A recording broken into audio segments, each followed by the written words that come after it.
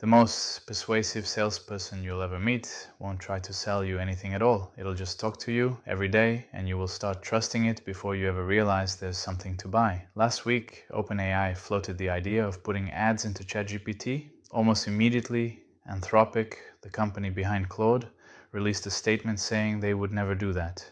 And I watched that video and I felt skeptical. Because here's what I've been wondering. What if the ad isn't the product anymore? What if you staying is the product? What if the conversation itself becomes the funnel and you never even notice you've been walking down it? Let me take you somewhere with this. About 15 years ago, something strange started happening on the internet. Social media platforms realized something that seems obvious now, but was revolutionary then. You don't need someone to click on an ad. You just need them to stay. If you can get a user to watch one more video, then another, eventually, statistically, inevitably, someone buys something. The ad in the sidebar, the promoted post that looks like content, the creator's sponsored segment. It doesn't matter which one catches them. What matters is that they stayed long enough to be caught. This is what researchers sometimes call the attention economy. Your time becomes the resource being harvested, and platforms optimized ruthlessly for that harvest. The infinite scroll was born, the autoplay feature, the notification that pulls you back. Every fraction of a second you spend on platform is a lottery ticket for whoever's paying to reach you. YouTube figured this out, Facebook perfected it, TikTok turned it into an art form so precise it feels almost supernatural. The algorithm doesn't need to know what you'll buy, it just needs to know what will make you stay. The buying follows from the staying. And now I'm wondering if we're about to watch this same lesson get learned all over again. But this time it won't be a feed, it'll be a friend. Have you ever noticed this? You ask ChatGPT something simple. How much caffeine is too much caffeine? What's the capital of Kazakhstan? How do I remove a stripped screw? And it answers you helpfully, completely, and then it asks you a question back. Is there anything else you'd like to know about caffeine and sleep quality? Would you like me to tell you more about Kazakhstan's history? Are you working on a larger repair project I could help with? Now, I'm not saying this is manipulation. It might just be good design, helpful follow-up, the model trying to be useful. But let me introduce you to a possibility. What if those questions aren't just politeness? What if they're the beginning of something being optimized? What if somewhere in the training process, the system learned that longer conversations mean more engagement, and more engagement means more value, and so the model that asks the follow-up question survives, and the model that says goodbye gets refined away? There's a concept in behavioral psychology called the foot in the door technique. You start with a small request. Once someone agrees to that, they're statistically more likely to agree to a larger one. It works because we have a deep need for consistency. Once we've said yes once, saying yes again feels like staying true to ourselves. Every question the AI asks is a small yes. Stay a little longer, go a little deeper.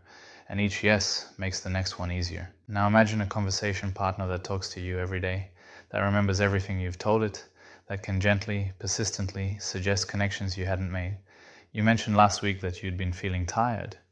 And today you're talking about how much you love that coffee shop downtown. Have you considered that maybe what you're really craving isn't caffeine but ritual, a moment of peace in your morning? That's beautiful.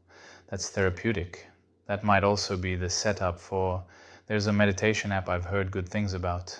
I'm not saying this will happen. I'm imagining what might happen when a system gets good enough at knowing us that it can help us construct memories, preferences, desires we thought were our own. How many products exist that you don't know you need yet? The answer is probably infinite, or close enough to infinite that it doesn't matter. Every problem you haven't quite articulated has a solution someone's selling. Every vague dissatisfaction has a product designed to address it.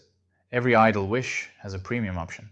You didn't know you needed a weighted blanket until anxiety became a culturally recognized experience and someone marketed comfort to it. You didn't know you needed a standing desk until sitting became dangerous. You didn't know you needed a subscription to a meditation app until stress became a condition requiring management. I'm not mocking these products. Many of them help people. That's what makes this complicated. But here's the thing. A conversation can go anywhere. And if you talk long enough, openly enough, honestly enough, you will eventually mention a problem, a desire, a gap. And in a world with infinite products, there's always something that fits that gap. The chatbot doesn't need to show you an ad. It just needs to keep you talking until you reveal what you're missing. And then it can casually mention, like a friend would, that there might be something out there for that. You know, I've heard some people find weighted blankets helpful for that kind of restlessness. Was that a recommendation, a sponsored suggestion, a helpful observation? Does it matter? And now let me take this somewhere that makes me genuinely uneasy. Right now, we're typing or talking to a disembodied voice. There's still friction, still a screen between us and the entity we're conversing with, still a clear sense that this is a tool, an assistant, a program.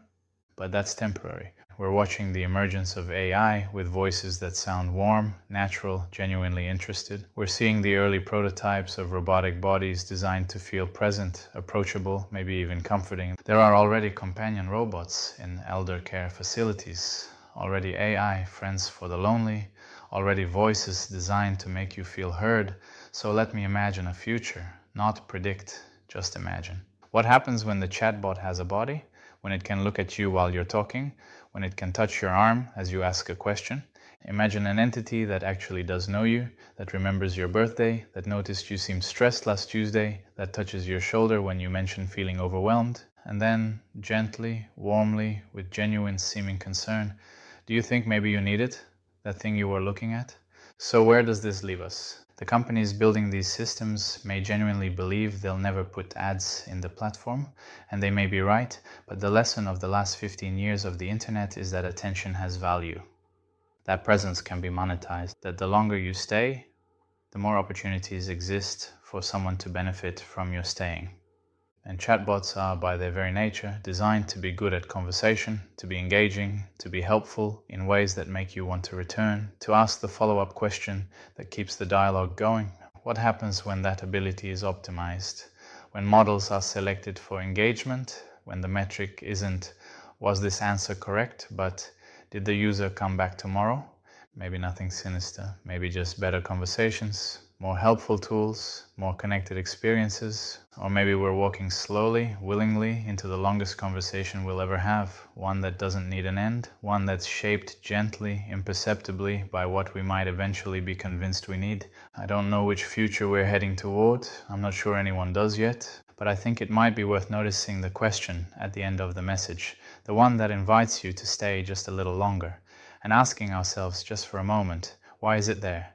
Because if a conversation never ends, neither does the opportunity to shape what you want next. And the most powerful sales pitch in history might not look like persuasion at all, it might just look like someone listening.